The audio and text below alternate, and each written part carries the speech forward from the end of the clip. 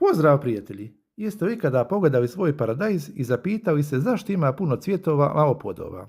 Prije nekoliko dana prolazio sam kroz svoj vrt i primijetio neke biljke izgledaju zdravo, ali jednostavno nisu dale rezultate kakve sam očekivao.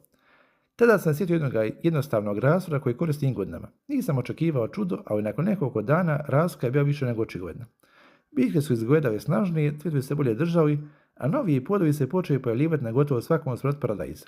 U današnjem videu pokazat ću vam kako napraviti taj jednostavan rastor, kako ga pravilno koristiti i zašto jedna obična šolja dovoljna da vaš paradajz ove sezone bude prepun plodova. Dobrodošli na kanal Svijet voća i povrća, dobrodošli na naš novi video. Za početak koristimo organsko peletirano kokošje gnojivo. Umjesto kokošije možete koristiti i konjsko, 1 kg je više nego dovoljno. Ovaj kilogram ćemo zamucati 20 litara vode, dobro promiješati neki par sati da sve fino sjedini. Također, ovo je gnojivo poznato po tome što je jako jeftino, jedna vreća od 20 kg košta 10 do 12 eura.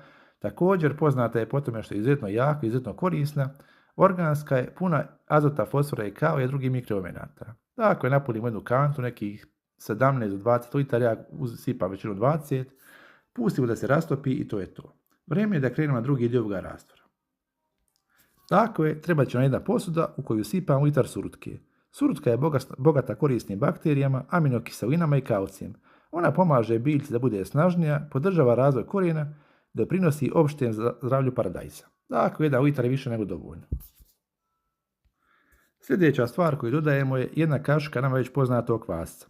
Kvasac sadrži vitamine B grupe, aminokiseline i brojne korisne spojeve koje mogu stimulisati rast biljke i razvoj korijena. Upravo zbog toga ga mnogi baštovani koriste kao dodatak prirodnim prehranama. Izuzetno lijepa i izuzetno korisna stvar.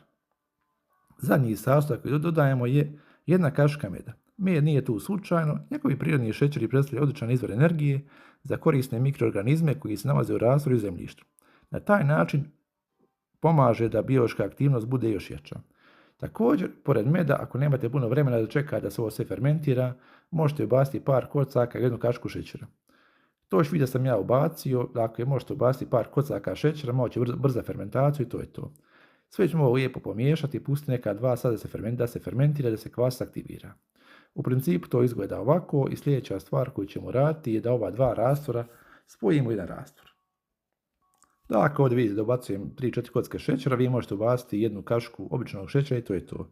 Nakon toga vrijeme je da spojimo ove sve sastojke u jedan rastvor. Sve se dobro promiješao, ostavio sam da ostoji kako bi se sastojci što bolje povezali. Dok sam pripremao ovu prihranu, znao sam da paradajz dobiva pravu kombinaciju hranjivih materija i korisnih mikroorganizama. A sad dolazi najvažniji dio. Kako pravilno koristiti ovu prihranu i koliko je sipati po biljci da je najbolje za primjenu da bi izvukli maksimum iz svakog struka paradajza. Kada je prihrana spremna, vrijeme je za primjenu. Ja obično koristim ovu manju posudu ili šoljicu. 250 do 300 ml je više nego dovoljno za jednu biljku paradajza. Najbolje je prirodno primjenjivati na već važno zemljište, rano ujutro i predvečer, kako bi korijen mogao što bolje usvojiti hranjive materije. Ova kombinacija je na više načina. Kokošje gnojivo obezbeđuje osnovne elemente za potrebe za razvoj i rast biljke, surutka donosi korisne bakterije i med i kvasac potiču aktivnost mikroorganizama u zemljištu. Kao što vi vidite, paradajz je savršen, rast će još bolje i bit će još bolji. To je to za ovaj video, hvala što ste pratili.